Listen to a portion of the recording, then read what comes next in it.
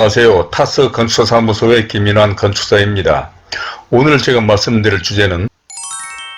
건물의 종류를 모르고 건축이나 투자를 하면 큰 손해를 볼 수가 있다. 또는 건물의 종류를 알아야 돈도 벌고 세금도 지를 수가 있다라고 하는 것입니다. 본 채널에서는 주로 상가주택, 일반 빌딩 등의 설계와 건축 등에 관한 전문적이고 기술적인 내용과 함께 건축과 관련해서 특히 재테크, 부동산 정보 등에 관한 말씀을 드리고 있습니다. 따라서 본 채널에는 이 두 주제에 관련된 영상이 많이 있으니 지난 영상들도 꼭 참고해 보시기를 바라며 그럼 오늘의 이야기를 시작해 보도록 하겠습니다. 상가주택이나 꼬마빌딩, 다가구, 다세대주택 등 건물에 투자하거나 건축하려는 사람들이 알아야 할 것들이 많은데 이 가운데 건축물의 종류를 아는 것은 대단히 중요하다고 생각합니다. 그것은 세상에는 건물의 종류도 많고 이런 건물의 종류에 따라 수익이나 사업성, 세금 등이 달라지며 적용되는 건축 관련 법을 비롯한 각종 규정이 달라지고 심지어 건물을 임대하는 경우에도 이런 것을 잘 모르면 낭패를 당할 수도 있기 때문입니다. 그래서 평생 이런 건물을 설계하고 건축하면서 느낀 현장의 생생한 이야기와 함께 이런 건축물의 종류와 관련된 이런 문제 등에 대해서 다음과 같은 5가지 내용으로 설명을 드리고자 합니다. 아무쪼록 이런 데 대해서 관심이 있으신 분이나 특히 상가주택, 일반 건물 등을 지으시려거나 투자하시려는 분, 또 재테크와 부동산에 관심을 가진 분 등에게 참고가 되리라 생각하며 먼저 보시기 전에 구독과 좋아요 그리고 선풀을 남겨주신다면 저에게도 큰 힘이 되어 이러한 영상을 만드는 데 도움이 될 것 같습니다. 그런 순서에 따라서 첫 번째로 건물의 종류에 따라 세금과 수익 등이 달라진다라고 하는 것인데 세상에는 건물의 종류가 대단히 많고 이런 건물의 이름도 많습니다. 그러니까 이렇게 많은 건물들의 이름도 빌라니, 펜션 등으로 불리기도 하지만 사실 이는 법적 명칭이 아니고 건축법에서는 크게 단독주택, 공동주택, 근린생활시설, 판매시설, 종교시설 등 크게 29개로 분류하고 세부적으로 다가구주택, 다세대주택, 휴게음식점, 학원 등으로 분류되는데 이러한 건물의 종류는 이 자료에서 보듯이 헤아릴 수 없을 정도로 많습니다.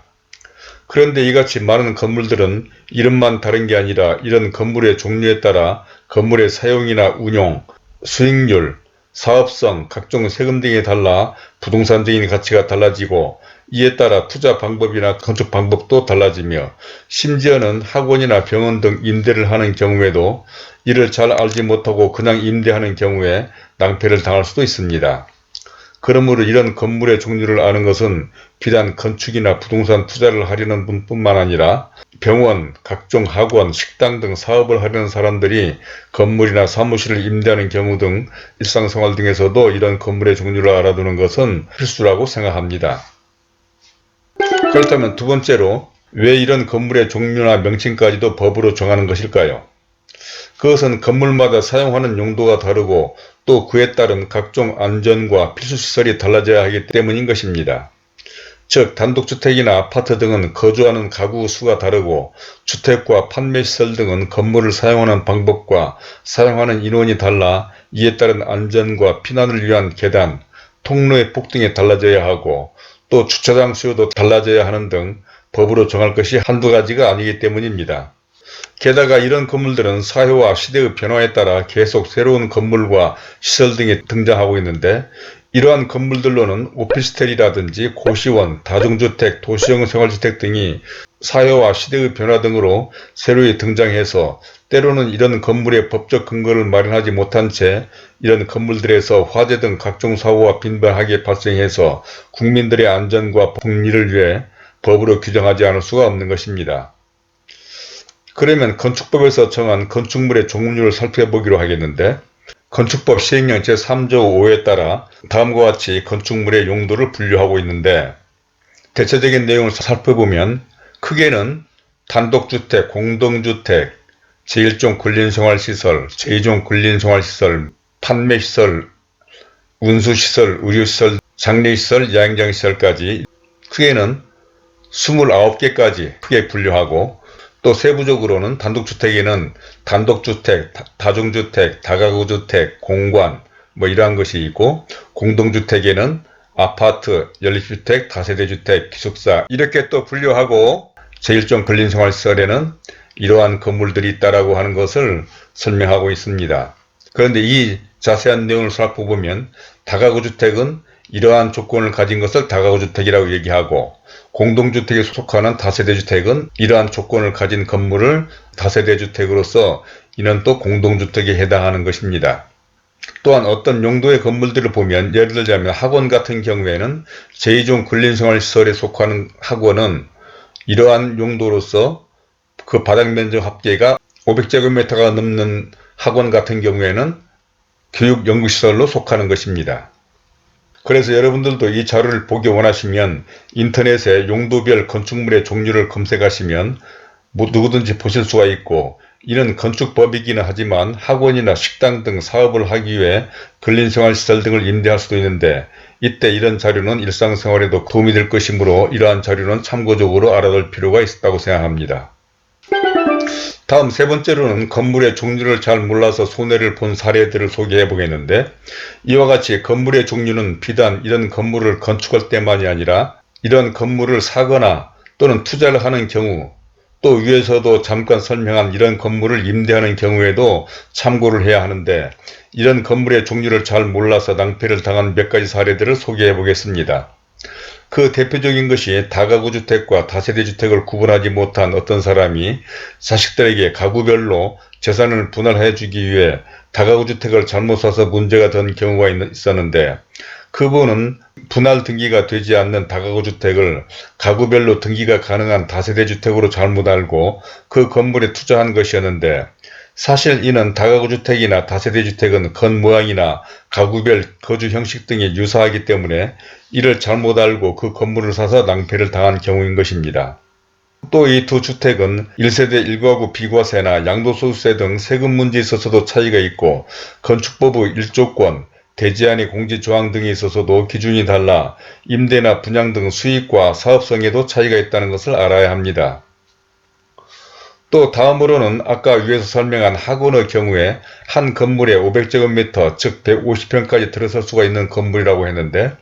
이러한 건물이라면 그 건물에 150평이 넘는 학원은 입주가 불가능하고, 또 이미 기존에 150평에 가까운 학원이 입주한 건물에 또 어떤 사람이 학원을 하겠다고 임대 계약을 하고 인테리어까지 마쳤으나 150평이 넘으면 제2종 근린생활시설이 아닌 교육연구시설이 되어 학원 영업허가가 불가능해서 낭패를 당한 경우도 있었습니다. 이는 비단 학원만이 아니라 용도별 건축물의 종류에는 해당 용도에 대한 면적 제한이 있기 때문에 음식점이나 제과점, 각종 인허가나 신고를 해야 하는 업종의 사업을 하는 경우에 이러한 내용을 잘 파악해보고 건물에 임대를 해야 낭패를 당하지 않는다는 것입니다. 다음은 네 번째로 건물의 종류는 왜 중요한가라고 하는 것으로, 또한 이러한 건물에 대한 투자가 아닌 신축을 하는 경우에도 어떤 건축물로 설계를 하느냐는 수익성과 사업성에 많은 영향을 준다는 점에서 잘 판단하고 선택을 해야 합니다. 그러니까 만약 주거용 건물을 지으려는 경우에도 임대를 줄 것인지 분양이나 세대별로 매매를 할 것인지 등에 따라서 다가주택과 다세대주택 또는 연립주택, 도시형 생활주택으로 구분해서 생각해 볼 수가 있고, 상가주택의 경우에도 저층부는 상가로 하지만 상층부는 다가구주택, 다세대주택, 오피스텔 등으로 설계가 가능하기 때문에 어떤 용도로 건축할지를 잘 생각해야 한다는 것입니다. 즉 어떤 대지가 있는 경우에 그 대지에 어떤 용도의 건축물을 건축하느냐에 따라 임대나 분양, 매매 그리고 각종 세금 등의 영향을 미칠 텐데, 당연히 해당 지역의 상권이나 도로, 주변 상황에 따라 건축할 건물의 용도를 판단하고 결정하기는 하겠지만, 이는 단순히 부동산적인 관점에서만 생각해서는 안 되는 것입니다. 그것은 부동산적인 관점에서 판단되는 용도의 건축물이 해당 대지가 속한 도시계획상의 지역주구에 건축 가능한지도 판단해 봐야 하고, 또 그 가능하다고 판단되는 용도의 건물로 설계를 할 때 일조권, 대지안의 공지, 주차대수 확보 등 건축 관련 법적으로 어떤 용도의 건물로 건축을 하는 것이 값비싼 대지의 활용면에서 유리할지 판단하는 것도 중요하기 때문인 것입니다.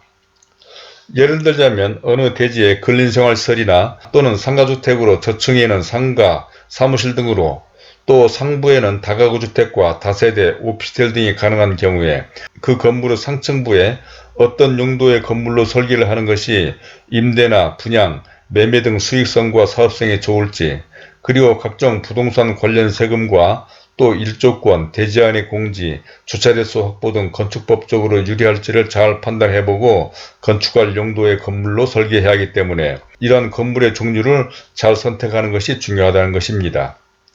그러므로 사실 어떤 용도의 건물로 설계할지를 판단하는 것은 건축주나 부동산 사무소 판단만이 아니라 설계 전문가와 함께 설계를 하면서 결정하는 것이 보다 더 현실적이고 그 사업의 성패를 좌우하게 된다는 것도 명심해야 하는 것입니다. 이제 마지막 5번째로 건축물의 용도 변경 허가 등에 대해서 말씀드려 보겠는데, 이와 같이 법으로 건축물의 용도가 정해지기는 하지만 건물주의 의도나 상권, 주변 환경 등의 변화로 이러한 건물의 용도를 변경할 수가 있는데, 이는 건물을 건축할 때 건축허가를 받듯이 건축물의 용도 변경 허가를 받으면 기존 건축물의 용도를 다른 용도의 건물로 바꿀 수도 있는 것으로 실제 이런 용도 변경 허가 행위도 비일비재한데, 물론 이런 용도 변경 허가는 법적 한도 내에서만 가능한 것입니다. 그러니까 기존 용도의 건물에서 다른 용도로 바뀔 때 우선은 도시계획상 해당 대지에 변경하고자 하는 용도의 건축이 가능한지를 먼저 파악해 봐야 하고, 또 일조권, 대지안의 공지, 특히 주차 소요대수 등의 변화가 생긴다면 당연히 이런 규정이 준수되어야 한다는 것입니다. 또한 이때 중요한 것은 기존 건물의 불법 증축이나 무단 용도 변경 등 불법 사항이 없어야 하며, 이러한 용도 변경에 따른 관련 설계 도면과 서류가 구비되어야 하고 건축사 확인이 필요하다는 것도 알아두셔야 할 것입니다.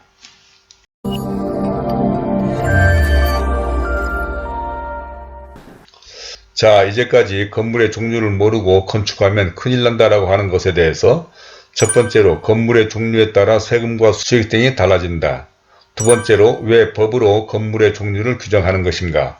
세 번째로 건물의 종류를 몰라서 손해본 사례들에 대해서,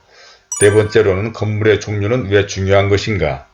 마지막 5번째로 건축물의 용도 변경 허가 등까지 말씀을 드려봤습니다. 살다 보면 자신이 하는 업종 외의 분야에도 관심을 갖지 않으면 안 되는 것들이 많은데, 오늘 설명한 이러한 건축물의 용도도 일상생활을 하는 데 있어서 어느 정도는 알아야 하고, 또 특히 새로이 건축을 하시려거나 이런 부동산 등을 매입하고 투자하려는 경우에는 이런 내용을 알지 못하면 자칫 손해를 보거나 낭패를 당할 수가 있습니다. 물론 이러한 내용은 필요에 따라 위에서 설명한 용도별 건축물의 분류 등은 간단히 인터넷 등에서도 확인해 볼 수 있으니 이런 규정도 있다는 정도만 알아도 되고, 또 건축을 하시려거나 투자를 하려는 경우에는 위에서 설명한 모든 내용을 일반 건축주들이 다 파악을 하기란 쉽지 않고 자칫하면 실수를 할 수 있기 때문에 반드시 건축에 관련된 것은 건축사와, 그리고 세금 등에 관해서는 세무사 등 관련 전문가를 잘 활용하는 것이 좋지 않나 생각되며, 혹시 이런 데에 대한 의견이나 경험담 또는 궁금한 점 등이 있으시면 선플로 남겨주시기 바랍니다.